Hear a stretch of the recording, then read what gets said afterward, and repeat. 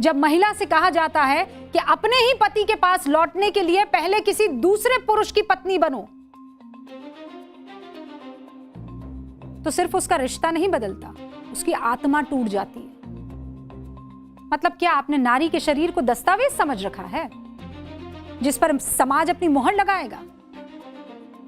जिस समाज में स्त्री की आंखों के आंसू नियमों से छोटे हो जाते हैं ना, वहां इंसाफ नहीं सिर्फ समझौते जन्म लेते हैं। माफ कीजिएगा, महिलाओं को हक देने की जगह हक को मारने की कोशिश धर्म नहीं हो सकता।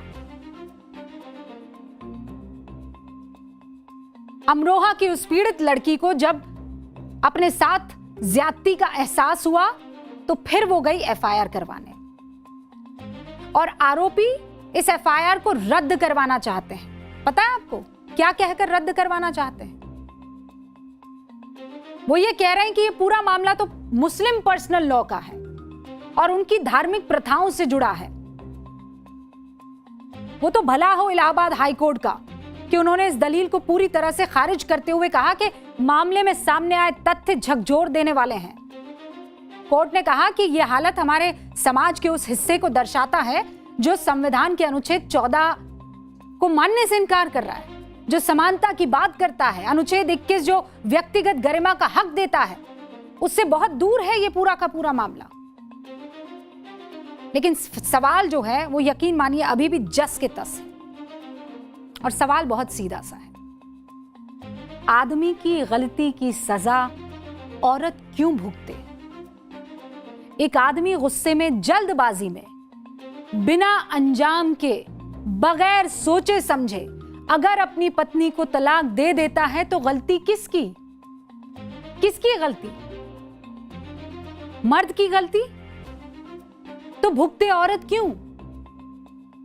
और फिर कुछ टाइम बाद उसे अपनी गलती का एहसास हो जाए और वो उस औरत के साथ दोबारा घर बसाना चाहे, तो उस औरत को अपने शरीर को किसी और को देना होगा। जिसने फैसला लिया उसने उस औरत से पूछा, रिश्ता किसने तोड़ा?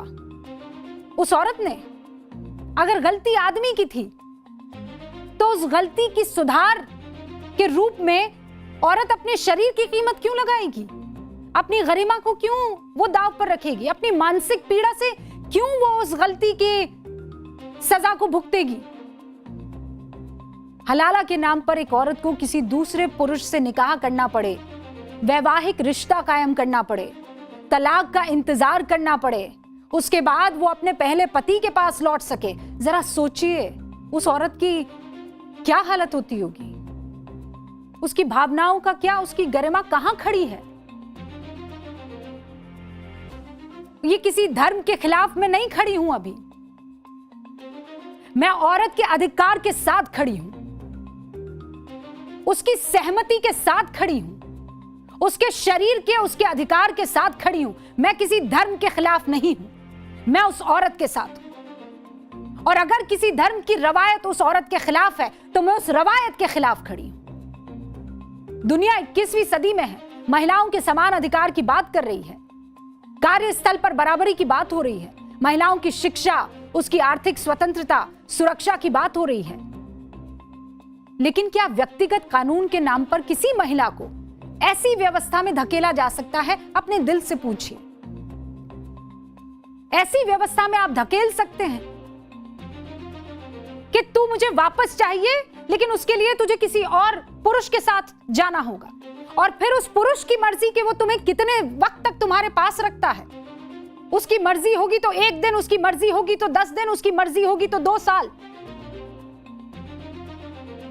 और वो इस इंतजार में रहे कि ये तलाक देगा फिर मैं इस शख्स के पास जाऊंगी। एक पुरुष की गलती का सुधार महिला के शरीर से होकर नहीं गुजर सकता है, और इसीलिए यूनिफॉर्म सिविल कोड की गंभीरता से जरूरत है इस देश को। भारत जैसे लोकतांत्रिक देश में किसी महिला के मूल अधिकार उसके धर्म के आधार पर अलग अलग कैसे हो सकते हैं? आप ये प्रश्न खुद से पूछिए।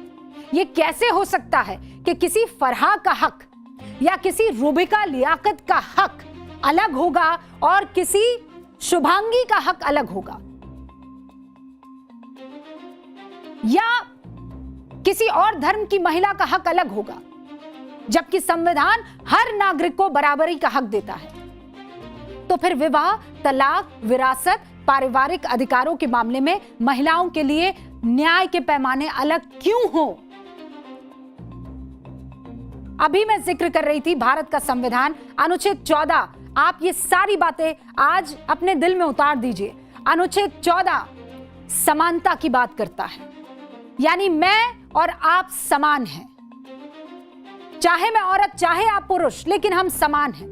यह अनुच्छेद 14 मुझे हक देता है। अनुच्छेद 15 धर्म और लिंग के आधार पर भेदभाव के खिलाफ सुरक्षा देता है। अगर मेरा धर्म मेरे साथ भेदभाव कर रहा है तो संविधान मुझे सुरक्षित करेगा। अनुच्छेद 21 जीवन और व्यक्तिगत स्वतंत्रता की रक्षा करता है। मेरे शरीर पर मेरा हक, मेरी व्यक्तिगत स्वतंत्रता, उसकी रक्षा करता है संविधान। हमारे संवैधानिक विमर्श में गरिमा यानी डिग्निटी इस अधिकार का बहुत बहुत इंपॉर्टेंट हिस्सा है। तो सवाल यह है कि क्या भारत की किसी महिला की गरिमा का पैमाना उसका धर्म तय करेगा? इसीलिए संविधान जिस यूसीसी की बात करता है उसका वक्त यही है, सही है। यूसीसी का मतलब किसी की इबादत बदलना नहीं है। मैं फिर कह रही हूं, हो सकता है मुझे बहुत मुस्लिम परिवार भी इस वक्त देख रहे हैं, मैं फिर कह रही हूं, यह आस्था के खिलाफ नहीं है, यह महिलाओं के हक के साथ है। यूसीसी का मतलब यह थोड़ी है कि आप नमाज कितनी बार पढ़ेंगे, कहां कहां पढ़ेंगे, किसके आगे पढ़ेंगे या नहीं पढ़ेंगे, यह तय करेगा।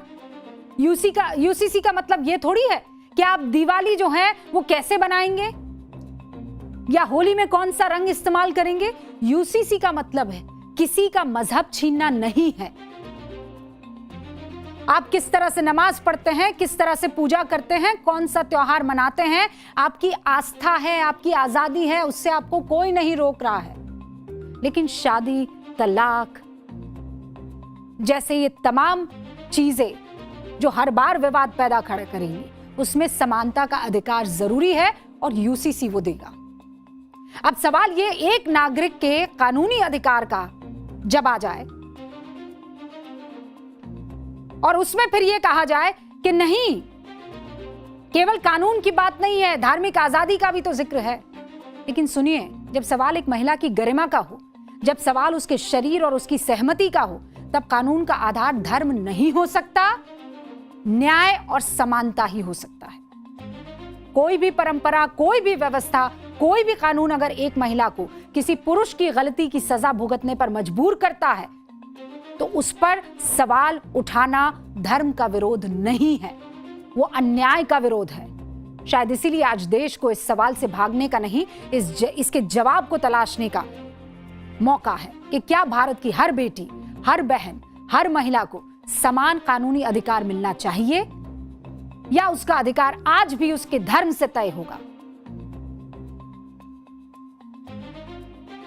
मैं इसी सवाल के साथ आपको छोड़े जा रही हूं।